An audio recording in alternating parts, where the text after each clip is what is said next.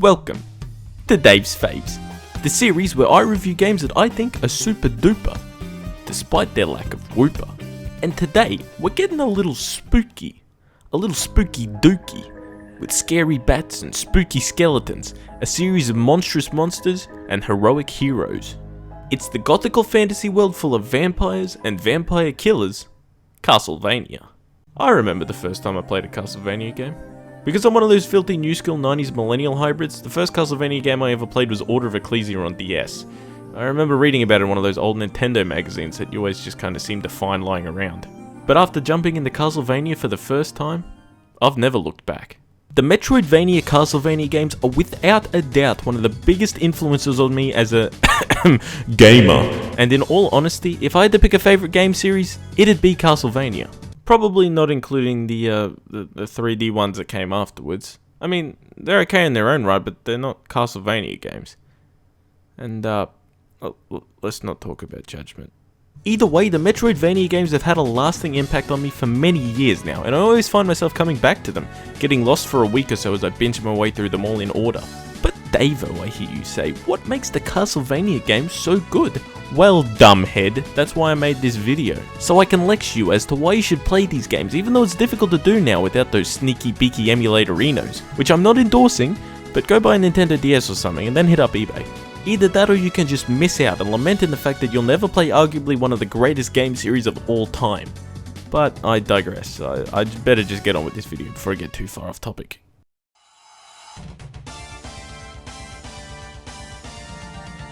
First of all, it's probably worth mentioning what I mean when I say Metroidvania. If you couldn't tell, it's a mashup of Metroid and Castlevania, referring to the Castlevania games that took place on a giant single map with Metroid-like exploration. The one exception to this would be Order of Ecclesia, which does have an overworld map and multiple locations, and perhaps to a lesser extent Portrait of Ruin, with world hubs technically being separate from the castle, but I'd still classify them as such considering how the platforming and exploration works. Plus, they both still got big ass castles with multiple areas that still only constitute one map, and there's more to the genre than just the map itself, such as limiting your progression to acquiring new abilities or powers to access new areas, and secret rooms and goodies hidden around the map. It wasn't until the release of Symphony of the Night that the Castlevania series really started to embrace this shift into the Metroidvania scene, in which, personally, I think this series hit its peak.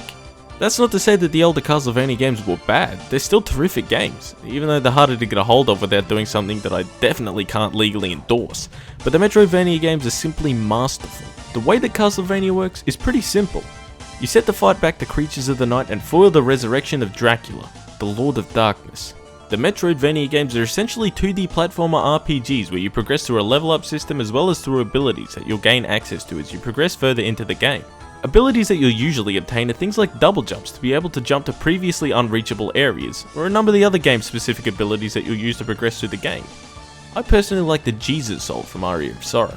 Between each of the games in the Metroidvania series, there is variance in some of the key gameplay features and embellishments. Symphony of the Night was really the beginning of the genre, and you play as Alucard, Dracula's son, who will gain access to vampiric powers as he progresses through the castle. Circle of the Moon and Harmony of Dissonance play out a little more like the classic games, where you're tied to using the Vampire Killer Whip, however do have their card and elemental customization systems respectively. In Aria of Sorrow and Dawn of Sorrow you play as Soma Cruz, who has inherited the Dark Lord's power to gain dominance over monsters, introducing the soul collecting mechanic which allows you to gain new powers as random drops from enemies, and collecting special souls that give you other necessary powers as well.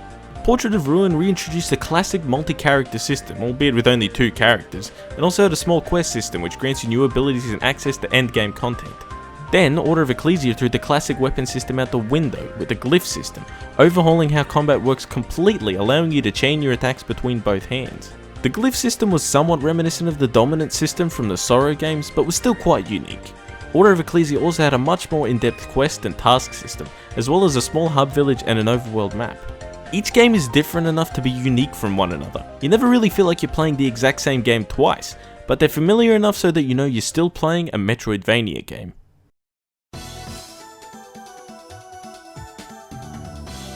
The gameplay in Metroidvania games is action-packed, and most importantly, fun. Anyone who appreciates a good 2D platformer will appreciate these games, as will anyone who appreciates a good bit of side-scrolling action. The combat is clean and simple, albeit satisfying. It doesn't rely on any super complex combo scheme or quick time events. You swing your weapon or use your abilities and just get shit done. The variety of weapons that each game throws at you, bar perhaps Circle of the Moon and Harmony of Dissonance, is thorough and diverse, and allows you to tackle combat in a bunch of different ways. The Metroidvania games are all equipped with a bestiary of well over 100 enemies, so there's plenty of enemies for you to slaughter, as well as a good number of bosses spread around the castle. Now, if you know me, one thing I like in games is satisfying progression, and the Metroidvania games do a great job of this. The pacing of different areas of the castle and the boss fights with the gradual upgrades to equipment and abilities you'll acquire is paced really nicely. One thing I don't like is when a game has unnecessary backtracking.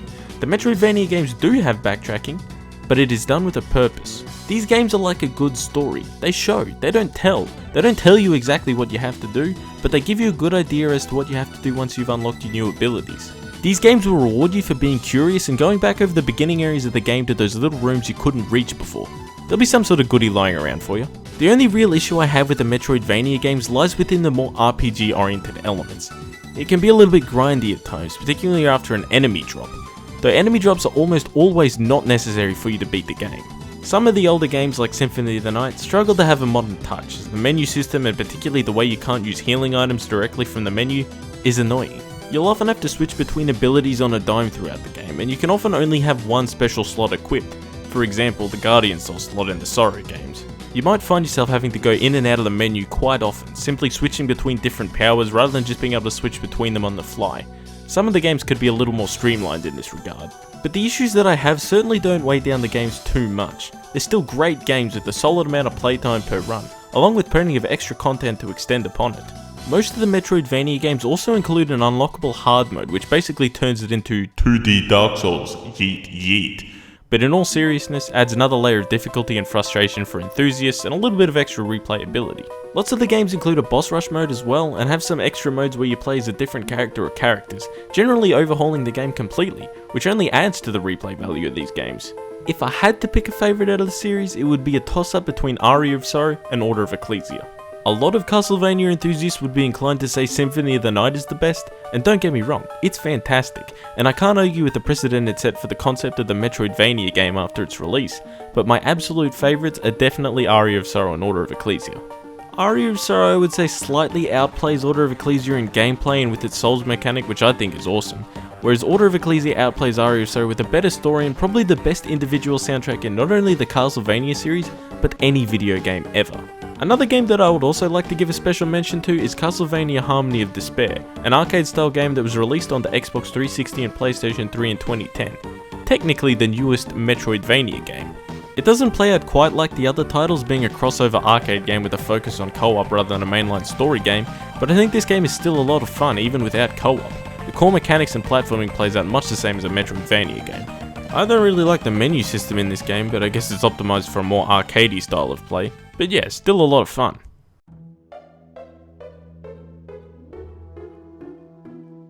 In all honesty, the dialogue and storytelling has never been Castlevania's forte. I do quite like the lore surrounding the games. I think it's interesting and it's influenced by folklore and somewhat by history, which I think is super neato. But a lot of how the dialogue plays out in Castlevania games is rather cliche. Again, I'd say the biggest exception to this is Order of Ecclesia. The dialogue in it is actually bearable, and it doesn't really make you wince in slight discomfort, and it probably has the least predictable general plot. The plot for a lot of the other games can tend to feel a little generic, the old hero versus Dark Lord archetype, but there's always a few little twists and turns in there to keep it interesting. The most interesting aspect is that these games all have multiple endings, usually a good and a bad ending, although some, like Dawn of Sorrow, will have a good, bad, and just kinda okay ending. In some cases, getting the bad ending is necessary to unlock an extra mode, such as unlocking Julius mode in Aria and Dawn of Sorrow after getting the bad endings, which is also a nice little touch. The way that the dialogue plays out is pretty typical for an RPG. Text appears next to a portrait of the respective character, except for in Symphony of the Night where they had the horrific idea of doing voice acting for all the lines. Die, monster! You don't belong in this world! The portraits are designed real nice though, except for that little weeb phase the series went through in Dawn of Sorrow and Portrait of Ruin, but even then it's still pretty good. The visuals always were one of the strong points of the Metroidvania games. If there's one thing that I really love about Castlevania, it's the artistic side of the series. The sprite work and environment design in Castlevania is superb. The defined character and enemy sprites, the incredibly detailed environments and structures, and the haunting, parallaxing backgrounds. The visuals just blend together into one big smoothie of excellence. And look, the visuals are one thing, but without a doubt the most masterful aspect of the Castlevania series lies in its soundtrack.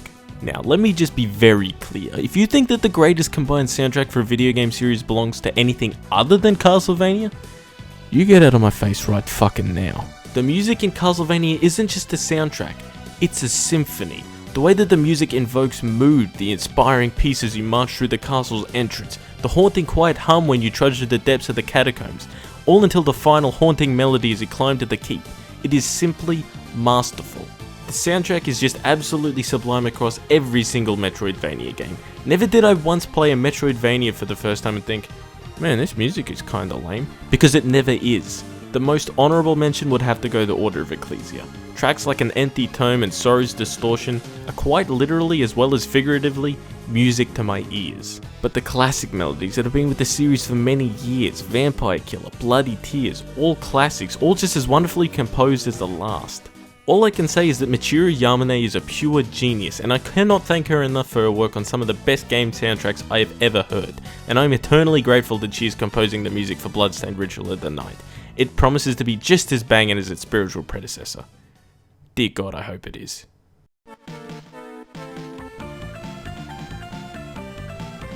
So I mean, yeah, if you couldn't tell, I guess I kinda like Castlevania. It's pretty darn good. Pretty much everything about it makes me happy. The gameplay, the visuals, the unbelievably good soundtrack. Heck, the dialogue is no worse than you get in any other Japanese RPG. There will always be a place in my heart for this game series. And yeah, look, it hurts to say that there aren't any whoopers in these games, but you can't have everything. Even without them, these games are absolute classics. I cannot possibly recommend these games enough to anybody who likes RPGs or platformers or just about anything, because I quite literally cannot possibly recommend these games enough. And dear God, I hope they don't stuff up Bloodstained Ritual of the Night. I don't think I would have any will left to live if that game ends up a shambles. So thanks for watching this episode of Dave's Faves. Hope you enjoyed this little mad rant of mine as another insight into one of my most beloved franchises. If you like this review, be sure to just lightly tap the like button. It's pretty sensitive, you know. And if you haven't yet already, bulldoze that motherfucking subscribe button right now. Thanks for helping me reach 2,000 subscribers, fellas. I'm happy that you guys are still watching my stuff, and I hope you're enjoying it still too. And I'm super happy that I'm still growing. And as an added bonus for 2,000 subscribers, I've decided to open a Discord server for my channel. I have practically no life outside of work and/or YouTube, so you'll probably catch me in there pretty often as long as time zones don't hate you too much. And I'd love to organise game nights and stuff and just have a good old chat in the voice chat with you lot sometime. So make sure you jump on in with the link in the description, and I hope to catch you all in there. So thanks again for watching this video, and once we hit the big old 2,500 subs, I'll give you the next installation of Dave's Faves.